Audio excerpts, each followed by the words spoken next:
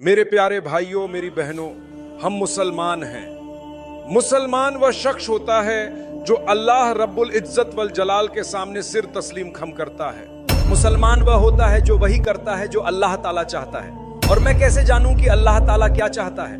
अल्लाह ताला ने हमें इबतदाई से ही रसूल भेजे ताकि हमें याद दिलाएं कि सिर्फ उसी की इबादत करनी है, और यही सबसे अहम महत्वपूर्ण पैगाम था।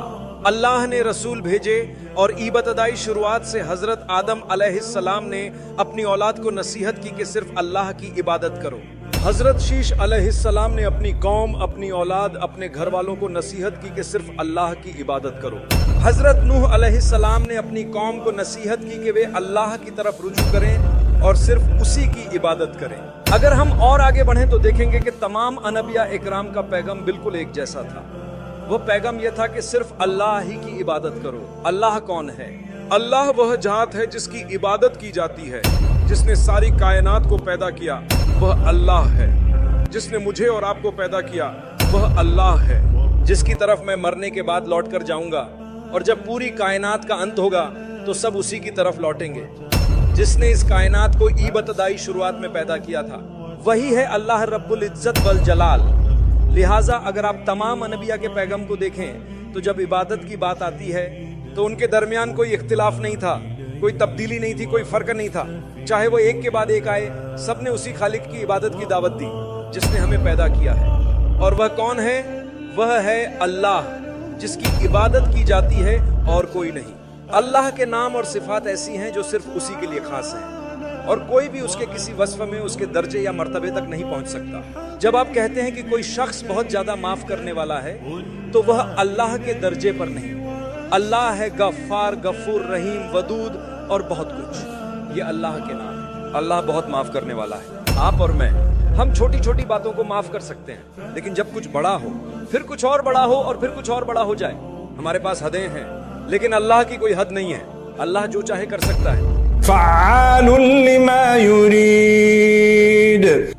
वह जो चाहे करता है, जो चाहे करता रहता है। कुछ भी जमीन पर नहीं होता सिवाय अल्लाह की मर्जी के। यह अल्लाह उसे जानता है। वह इसको होने देता है। यह अल्लाह है, वह सब कुछ का मालिक है। लेकिन यह सब हमारे लिए एक इम्तिहान है।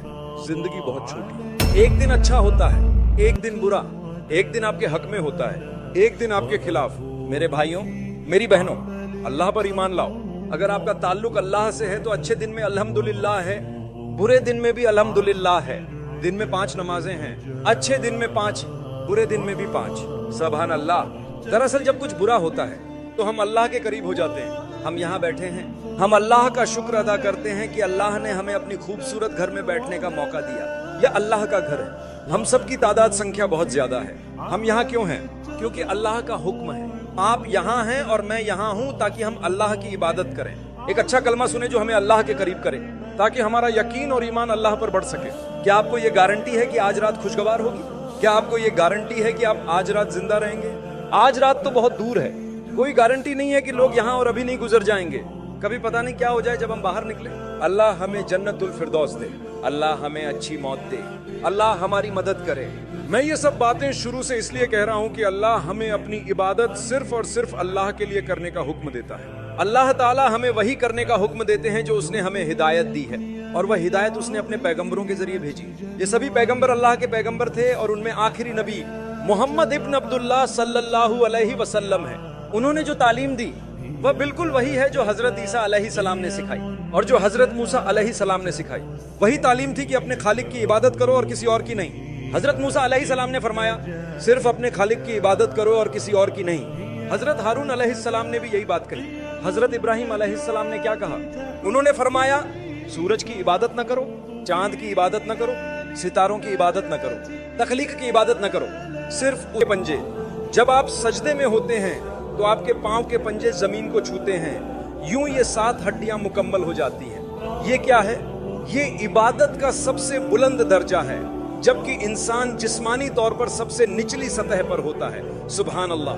देखो, मेरा सिर जमीन पर है, और अल्लाह फरमाते हैं, अक़रबु मा यकूनुल अब्दु लिरब्बिही व हुवा साजिद। बंदा अपने रब के सबसे ज्यादा करीब उस वक्त होता है जब वो सजदे में होता है। क्या आपने इस पर गौर किया? अल्लाह फरमाते हैं, अगर तुम मुझसे करीब होना चाहते हो तो सबसे ज्यादा करीब तुम सजदे की हालत में होगे। लेकिन याद रखें, آپ کو کبھی بھی اللہ کے سوا کسی اور کے لیے سجدہ کرنے کی اجازت نہیں ہے.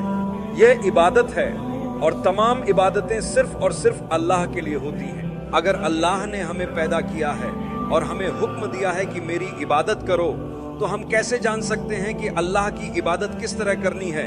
کیسے معلوم ہو؟ کیا میں اپنے ہاتھ ہلاؤں؟ کیا میں اپنی آنکھیں جھپکاؤں؟ کیا میں اپنا سر گھماؤں؟ کیا میں اپنے پاؤں پٹکوں؟ کیا میں ڈھول بجاؤں؟ مجھے کیا کرنا چاہیے؟ اللہ کو کیا چیز پسند آئے گی؟ کیا یہ میرے دماغ سے ہوگا؟ جواب ہے نہیں، یہ میرے دماغ سے نہیں ہوگا.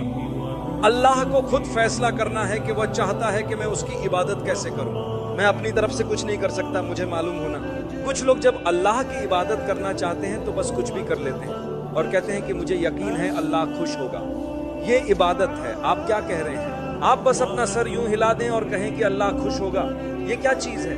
یہ کہاں سے لیا؟ کیا کسی نے آپ کو سکھایا؟ اگر سکھایا تو کس نے؟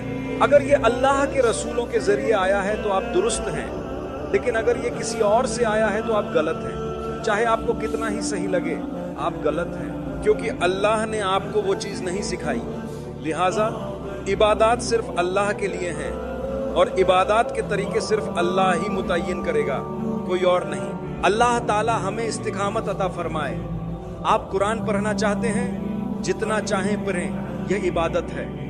اپنی 5 وقت کی فرض نمازیں ادا کریں، پھر سنت ادا کریں، پھر نفل جتنے چاہیں پڑھیں، لیکن فرض نماز میں اضافہ نہیں کر سکتے کہ آج میں اللہ سے بہت خوش ہوں اس لیے 4 کے بجائے 6 رکعت پڑھوں گا. یہ غلط ہے، یہ قبول نہیں ہوگی. من عمل عملا ليس عليه امرنا فهو رد. جو بھی ایسا کام کرے جو ہم نے حکم نہیں دیا، وہ گناہ اس کے اپنے ہی سر پر لوٹے گا. تمہیں ایسا نہیں کرنا چاہیے. تمہیں وہی سننا اور ماننا چاہیے جو اللہ نے تمہیں سکھایا ہے. تو جب تم اللہ کی اس طرح عبادت کرتے ہو جیسے وہ چاہتا ہے، اور جب تم اللہ سے اس طرح تعلق بناتے ہو جیسے وہ چاہتا ہے، تو کیا ہوتا ہے؟ تمہارا دل مضبوط اور پاک ہو جاتا ہے. تم کسی سے نہیں ڈرتے سوائے اللہ کے. آپ اللہ سے ملاقات کے لیے تیار ہو اور ہر دن اس کی تیاری کر رہے ہو. اگر آپ ابھی مر جاؤ تو آپ کو اللہ کی رحمت کی امید ہوگی. کیوں؟ کیونکہ میں اپنی پوری کوشش کر رہا ہوں کہ وہ کروں جو اللہ چاہتا ہے. یہ زندگی آزمائشوں سے بھری ہوئی ہے، ہر دن ایک نیا امتحان ہے. جیسے میں نے شروع میں کہا تھا، يوم لك ويوم عليك. کبھی دن تمہارے حق میں ہوگا اور کبھی تمہارے خلاف. کوئی مسئلہ نہیں، اللہ عظیم ہے. میں زندہ ہوں، میں اپنی پوری کوشش کروں گا.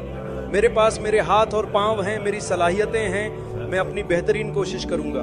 اگر اللہ وہ کچھ مجھ سے لے لے جو میرے پاس ہے، الحمدللہ. اگر اللہ مجھے لے لے، الحمدللہ. میں چلا گیا. میرے پریوار، بچوں، بیوی اور انیہ افراد کے ساتھ کیا ہوگا؟ پریشان مت ہو میرے بھائی، پریشان مت ہو. جو دوسروں کے پریواروں کے ساتھ ہوا وہی تمہارے ساتھ بھی ہوگا. کیا میں ایک بات کہہ سکتا ہوں؟ اگر تم اچھے انسان نہیں ہو تو شاید تمہاری پتنی کو تم سے بہتر پتی مل جائے. اللہ ہمیں معاف کرے، اللہ ہمیں بخش دے. اچھے بنو.